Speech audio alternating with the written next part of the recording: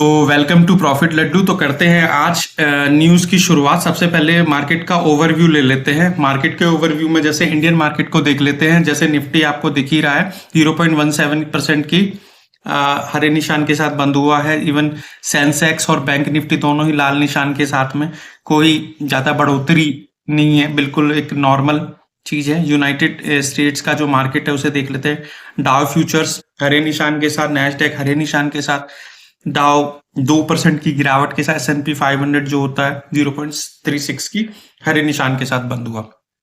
Overall जो market में sentiment इस समय से बना हुआ है, मार्केट में कंफ्यूजन है, मार्केट कंफ्यूज है कि वो ऊपर जाए या नीचे जाए, क्योंकि जिस तरह से ट्रम्प की टैरिफ और जो क्रूड ऑयल के प्राइसेस नीचे जा रहे हैं, उससे क्या हो रहा है कि जो चाइना और यूएस के अंदर रिसेशन आने के काफी चांसेस हो गए हैं।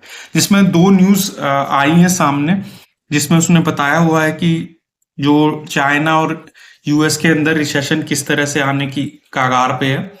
इसमें ये बताया हुआ है इस न्यूज में कि ट्रम्प की जो ट्रेड वार है उसकी वजह से 4 ट्रिलियन की वैल्यू वाले जो स्टॉक मार्केट में लूज किए हैं यूएस ने, जिससे क्या हो गया है, looming fears of looming recession आने के काफी चांसेस हो गए हैं यूएस के अंदर, अगर इसी तरह से ट्रम्प अपनी टैरिफ को लेकर स्ट्रिक्ट रहे तो। दूसरा है चाइना की तरफ, चाइना के लिए है ये कि क्रूड ऑयल के प्राइस जिस तरह से नीचे जाते जा रहे हैं, उससे क्या हो रहा है कि चाइना में भी रिसेशन आने के चांसेस हो गए। जिससे चाइना क्यों होने के चांसेस हो गए हैं, बिकॉज जो चाइना के अंदर क्या है, China is the biggest crude importer है, जिसकी वजह से आने जो ये समय चल रहा है समय, इसमें जितने नंबर्स आने चाहिए थे इन्फ्लेशन के, उस तरह से आए नहीं। तो इस तरह से वो रिसेशन की ओर बढ़ रहे हैं, मंदी की ओर बढ़ रहे हैं।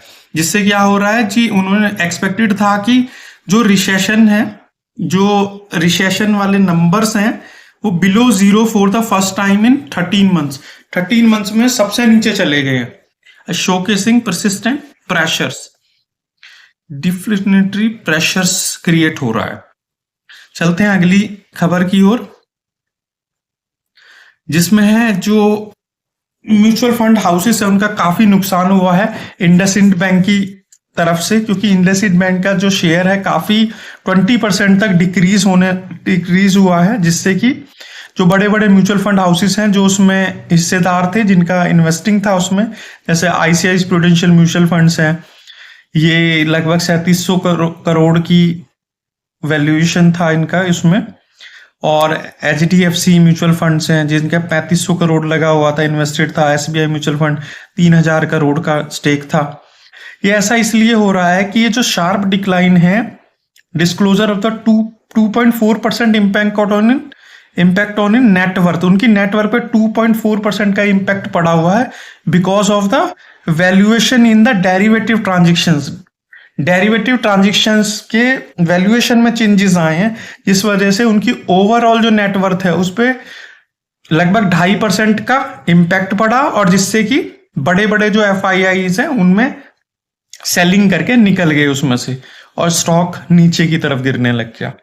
चलते हैं अगली खबर की ओर, जिसमें जोमेटो जो फूड डिलीवरी ऐप है उसका भी शेयर नीचे गिरने की तरफ है, जिससे मार्केट का वीक सिनेरियो के अकॉर्डिंग। और जोमेटो जो उन्होंने एक और चीज की है, जोमेटो ने अनाउंस किया है कि शेयर होल्डर्स से अप्रूवल ली है कि वो अपना रीनेम करेगा कंपनी का नाम, उसका नाम एटर्नल लिमिटेड रखेंगे। जो जोमेटो नाम है वो एज ए ब्रांड नेम तो रहेगा ही रहेगा उनका, चाहे उनका ऐप है चाहे वो है, वो नहीं चेंज होगा। लेकिन जो उनकी फाइलिंग में नाम है कंपनी का नाम, वो चेंज हो जाएगा, इटर्नल लिमिटेड हो जाएगा। और इट डज नॉट, जैसे इसमें लिखा है, इफेक्ट द ब्रांड और द ऐप, ब्रांड और ऐप पे कोई इंपैक्ट नहीं पड़ेगा उस चीज का। अगली खबर है HEG इलेक्ट्रिक इक्विपमेंट बनाती है, इसका शेयर 5% तक बढ़ा है बिकॉज ऑफ जो डिस्पाइट की मार्केट फॉल भी करी है, फिर भी इसका शेयर बढ़ा है, क्योंकि इसकी एक खबर आई थी कि इसमें फंड रेज किया है इन्होंने 500 करोड़ का, तो जिसकी वजह से ये बढ़ा है।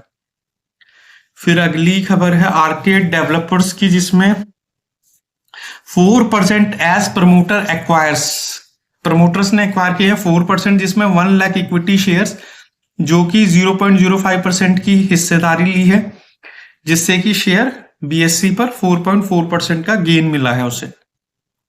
फिर चलते हैं अगली खबर की ओर, जिसमें नारायण मूर्ति जी, जो कि इन्फोसिस में जिनकी बहुत बड़ी हिस्सेदारी है, उसमें क्या है कि एक खबर आई थी जिसमें कि वो छटनी वगैरह को लेकर, जैसे कंपनी में छटनी वगैरह कर रहे थे एम्प्लॉयज की, तो उसको लेकर बड़ी आलोचनाओं में थे। और ऊपर से मार्केट का सिनेरियो भी, बड़े सेंटीमेंट खराब हुए थे, तो इन्फोसिस का शेयर तो आ ही रहा था नीचे की तरफ, जिससे कि क्योंकि उनकी एक बहुत बड़ी हिस्सेदारी है इन्फोसिस में, तो उनको काफी नुकसान हुआ। तो वही इसमें बताया हुआ है। सो इसी के साथ करते हैं वीडियो को close. Thank you so much. और if you find value in my video, तो please subscribe my channel, like my video. Thank you so much.